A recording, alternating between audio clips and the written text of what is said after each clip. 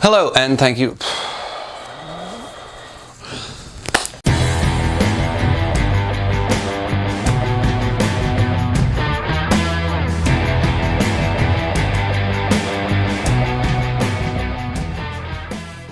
Hello and welcome. My name is John Rammel, and today we are going to be doing something a little bit different. We are reviewing The Shining by Stephen King. Just a fair warning right up top, if you haven't seen the movie or read the book, there will be spoilers for both, as in I will touch on the movie. That's not what this is about. And I will kind of get into the book and how it works and flows, and some, due to the fact that the stories are basically the same, other than the fact that the movie's not very good. I'm gonna say this and no one's gonna like me because I say it, but it's not a good movie. It never was. I watched it as a kid and I didn't like it. I came back to it as an adult, as an avid Stanley Kubrick fan, and give me 2001: A Space Odyssey all day long. I mean, I will watch that all day. Whatever. I come back to it as an adult thinking, maybe I just didn't like it because I was a kid. No, the movie's just not good. But anyway, so I get into reading books and I read The Dark Tower, and it was the best thing that I've ever read. Like, just completely, hands down, blew me away. So at this point, I'm done with The Dark Tower and I want to read something else Stephen King. And he's supposed to be the king of horror. That's what he's sold as. That's what that's the reputation that he has. So, and I don't feel like The Dark Tower was horror. It was more science fiction, fantasy, Western, mash them all together. There were horror elements in it. There are certain scenes that have a real horror vibe to them sprinkled throughout. But that was about it, and I thought, you know what, that was great, and I love Stephen King. I loved that series. Like I said, best series ever. But I was like, I want to read more Stephen King, but I want it to be horror. I really want something scary. So I go and I pick up The Shining. And just first things first, it's not scary. At least I didn't think it was. At the time, I'm like, well, first, it's one of my favorite Stephen King books, so let's get that out there. But in terms of the actual scariness of it, I was like, well, where's this scary coming from? But the scary aspects of Stephen King aren't in the writing, or it is in the writing. It's in the details. It's in the way what he writes and the way he writes it. It's not actual horror. He's more of a character writer. He delves into character in a way that I don't know how to explain it. It's really defeats the purpose of these videos. So I go into The Shining expecting a certain thing. I guess because of the movie. You watch the movie and you have an idea of what this story is, and then you pick up the book and it is not the same. The movie immediately sets up Jack as... You can tell the second he comes on screen, he's your antagonist. You can tell he's a little whacked, he's unhinged, there's nothing right about this man, and you could tell from the jump that he's just waiting for something to break, and he will be, and that's what happens, and that's the movie, and he is your classic antagonist, start to finish. A book, on the other hand, that is not how that works. That is not how that plays out. Which is why the movie's just and the book is so amazing, because Stephen King is so masterful with character. By the time you're done reading a Stephen King book, you will know absolutely every motivation that every person has. You will know why they got up in the morning. You will know why they did what they did. You will know the event in their childhood that made them get up and go to the bathroom this afternoon. You'll know. So, and for better or worse, some people think that's a strong suit, which it is, and other people's it's a drag, but I digress. So anyway, so from the very get-go in the book, you already actually feel pretty sorry for this dude, because he is Jack Torrance, the main, he really feels like the main character of the book, whereas he was the movie, but not in the same way. So from the very get-go, he is a recovering alcoholic, and He's lost everything. He is a broken man trying to salvage what is left of his life. Because of his alcoholism, he lost his job. He almost lost his wife. He is a struggling author who can't get off the ground. At one point, there's a flashback to him attempting to write this manuscript when he's an alcoholic and when he's drunk. And he's trying to write a book or a script or a screenplay. I don't know. He's a book or a screenplay. He's writing his manuscript and he's struggling to finish it, and he's drunk, and his son comes in and knocks something over and ruins his manuscript. And he, in a fit of rage, reaches down and grabs his son by the arm and jerks him up to get him, off and out of the room. I mean, it's completely innocent, as in he meant no harm, due to the fact that he is drunk. When he pulls on his arm, he pulls too hard and he breaks his son's arm.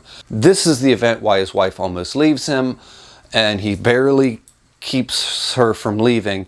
In the process, he stops drinking and he gets sober, both because he's eaten by guilt and to save his marriage. And now he's struggling to stay sober, and his everything about him he's so eaten up with guilt and what has happened, but he's also a little bitter and he's also a little angry. He was a school teacher, he was an author, he was this, he was that, and now he's basically been dwindled down to almost nothing. He has no job, he has almost no marriage, his son doesn't like him. He gets a friend to offer him a job as a caretaker of this hotel. Basically, he is now a glorified janitor, and he has no choice but to accept this job or he can't feed his family. You feel so bad for this man right off the bat because his life is so broken, yet so relatable. Even if you're not a drunk or an alcoholic or whatever he was in his life, because he wasn't a great man. He really wasn't. You might not know his struggle, but you might know somebody who has struggled like him, or had a relative or a friend, or seen somebody that was just so beaten and broken. So the second you get into this character, you're like, oh God, no, this sucks. Like you just, and you feel it. But it puts him in a position where you really, as the story starts to move forward, then it's going to be, oh, now we're going to really track this man's progress, or lack thereof, throughout the book. And we go to the hotel, and you get to the hotel, and once again, nothing really creepy or scary happens. There are some scenes, the bathroom scene between him, Jack, and this old lady, creepy ghost in the bathroom, or the boy in the bathroom. So there are some scary scenes in the book, but not necessarily horror like I thought I was going to get. And you get there and you get certain characters. Jack Halloran, by the way, complete badass in the book. Doesn't die in the book like he does in the movie, because the book's better than the movie. And as much as we're going through the hotel scenes, and as much as you get into Danny and the mom and their lives and what they're doing, and Danny's fear, it all adds to the story, and it all makes you connect with them, because they are going to, in the end, be the two that are fleeing in fear for their lives, and fleeing in fear for their lives from Jack, which was an interesting and amazing choice on Stephen King's part, because I feel in the end, as much as there's a haunted hotel, as much as there's the scary ghosts and whatnot, there's always a supernatural element to the stories, but they're almost never what you're afraid of. You're almost always afraid of the human element. The ghosts take a back seat to the human element, which is the crazy, drunken dad coming at you with a mallet, not an axe. So you got your creepy stuff that's starting to happen, but really the second the haunted stuff starts to happen is also when Jack's stress is starting to build. Everything's starting to kind of weigh on him and get to him, and the isolation is bothering him. He's starting to become depressed and anxious and everything else. And then there's a completely fully stocked open bar. And he's just not a strong man. But now he's off the wagon. And now he's going to escalate a little bit and a little bit and a little bit. And it's set up in the book as very ambiguous. And obviously it's very intentionally done. But as the supernatural ghost aspects start to ramp up and they start to basically possess Jack, absolutely coincides with his drinking. So as the level of influence that the hotel's having on him is also coinciding with the amount that he's drinking as the story goes on. And if it weren't for a character like Danny, who has the shine, he is your rock. He's a kid, he has the shining, he's psychic on a certain level, he's innocent, and he has the same experiences with the same ghosts and the same entities in the same rooms as Jack does, which is your anchor and kind of roots you, because if it weren't for that, then you would be like, well, is any of this even happening at all? You would be able to easily make the argument that it was just the alcohol. But considering that the little boy has the same encounters in the same rooms with the same ghosts, so now you're like, well, but obviously the supernatural is really happening, or it wouldn't be happening to the boy. But at the same time, as Jax escalates, as everything gets worse and worse and worse for him, so does the drinking. And you could tip that either way. But you're really left wondering, so how much was the alcohol and how much was the superstition? And it is his mental state, his psyche is done so well. But just experiencing reading about Jack and how he gets from point A to point wherever, it breaks your heart, because at the beginning you still remember why he's here. You still remember the scenes of him breaking his son's arm. You still remember the guilt that he felt and how crushed he was as a man and how he was just struggling to be a better person. And now here we are.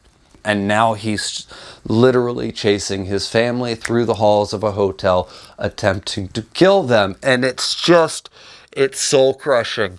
And also, at this point in the book, he has done so many horrible things, from the flashbacks to the build-up, that there's really no coming back from the awful things that he's done. But somehow I still felt so sorry for this man.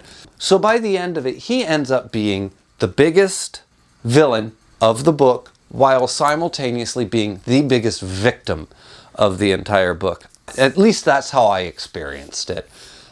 So as masterfully as this book blends ghost stories with horror and supernatural effects of the haunted hotel that they're staying in, those all pale in comparison and take a back seat to how adept Stephen King is at writing the psychological fears of the everyday man, of the everyday housewife, of the everyday child. The kid's fear of his dad, the wife's fear of the husband, the husband's fear of inadequacy, and his fear of just the struggle of life that he can't seem to deal with, keeps making these same mistakes, keeps taking it out on himself and his wife and his child. So the psychological horror of it is so investing. If this book does not affect you in some way, shape, or form, you can come out of it and say, you could have cut out XYZ or shortened it because I didn't need all that other crap. But if there's not at least a couple of chapters that get to you, boy, I don't know of a book that will. It really is that good. So good that I'm going to go ahead and I'm just going to rate this one a solid 9 out of 10. I want to give it a 9.5 out of 10, but as of right now, I'm going to call it 9 out of 10 just to leave room for other things in the future, because it can't get any lower than a 9. Not this book. It was too good. So, The Shining. Tell me, did you read it? And if you did, what did you think about it? Because let's, And also, thank you for watching, and I'll see you next time.